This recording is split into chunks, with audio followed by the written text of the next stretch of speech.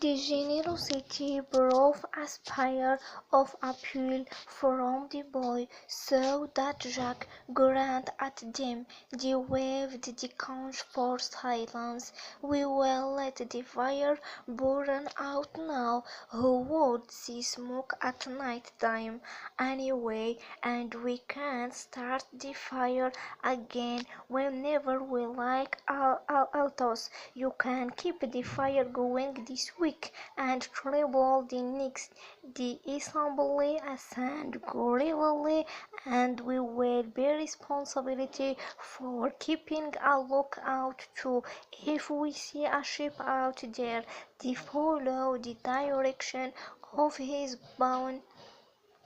Armed with their eyes, we will put Green Branch on, then there will be more smoke." They gazed intently at the dense blue of the horizon, as if a little shell-out might appear there at any moment. The sun in the west was a drop of burning cold that slid nearly and near the sail of the world. All at once they were aware of the evening as the end of light and warmth.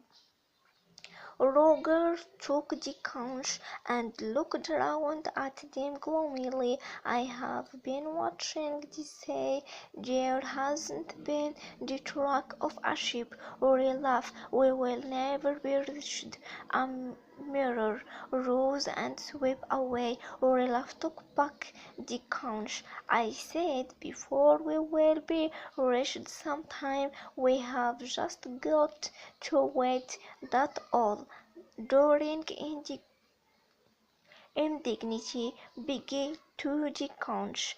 "That's what I said about our meeting and thing," and then said, "Shut up." His voice lifted into the whine of verification. Recommendation died straight and began to shout him down. "You said you wanted a small fire and you been and built a pile like a hierarch.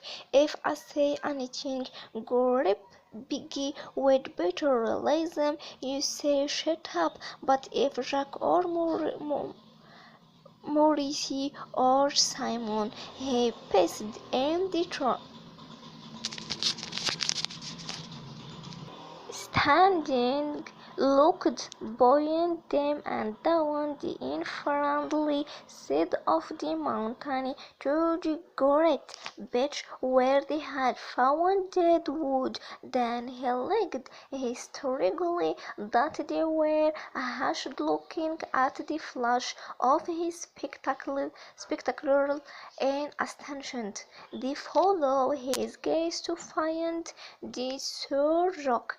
"You got your small fire all right." Smoke was rising here and there among the crypt that fastened the day or dying tree. As they watched, a flash of fire appeared at the root of one wisp, and then the smoke thickened. Small flames stared at the track of a tree and crawled away through leaf and wood, deepening and increasing. One touched a tree trunk and scrambled up like a bright squirrel. The smoke increased, sifted, rolled outward. The square leaped on the wing, on the wind, and clung to another standing tree, eating downward beneath the dark knob of living and smoke. The fire laid hold on the forest and began to gnaw. Across of black and yellow smoke rolled steadily toward the sea. At the sight of the flame and the irresistible course of the were a kind of wail life crept as a tiger crept on its belly toward a line of branch-like spline that flanked and its group of the pink rock developed at the fire of the tree, and the branch grew a brief falling of fire. The heart of flame leaped limply across the gap between the tree and then went swinging and flaring along the whole room of them panting of the capering boy. A quarter of a mile square of forest was seething with smoke and flame. The square noise of the fire merged into a drummed roar that seemed to shake the mountain. "You got your smile, fire all right," startled Relaf realized that the boys were feeling still and silent, feeling the beginning of a way at the power set free below them. The knowledge and the away made him saving. "Oh, shut up! I got the conch," said Biggie in a hurt voice. "I got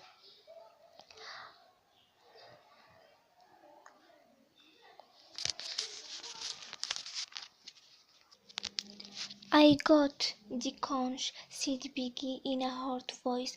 "I got a right to speak." They looked at him with eyes that looked interest in what they saw, and cooked ears at the dream roll of the fire. Biggie glanced nervously into her and cradled the conch. "We got to let that burn out now," and that was out fireward. He licked his lips. "There ain't nothing we can do. We have to be more careful. I'm scared." Jack directed his eyes away from the fire. "You are always scared." "Yeah, Fatty." "I got the conch," said Piggy bleakly. He turned to Relaf. "I got the conch," ironed Relaf. Unwilling, Relaf turned away from the splendid awful sight. "What's that?" "The conch. I got a right to speak." The twins giggled together. "We wanted smoke. Now look, a pool stretched for miles away from the island." All the boys except Biggie started to giggle personally. They were shrieking with laughter. Biggie lost his temper. "I got the conch. Just you listen. The first thing we ought to have made was shelter down there by the beach. It wasn't half cold down there, Jeanette." "But the fire." Time Relaf say, "Fire you goes," howling and screaming up this here mountain like a pack of cayenne. By by now they were listening to the child. "How can you expect to do risk it if you don't put fires? Think first and act proper." He looked off his glasses and made as if to put down the conch, put the sudden mountain toward it most of the old boy changed his mind. He checked the shell under his arm and crouched back on a rock. "Then when you get here you build a bonfire that isn't no user. Now you burn and set the whole island on fire. Won't we look funny if the whole island burned up cooked fruit? That's what we'll have to eat, and roast pork, and that's nothing to laugh at." "You said Relaf was chef, and you don't give him time to think. Then when he say something you rash off like he paced for breath, and the fire growled at them. And that's not all. Them kind, the little youths who took any note of them, who know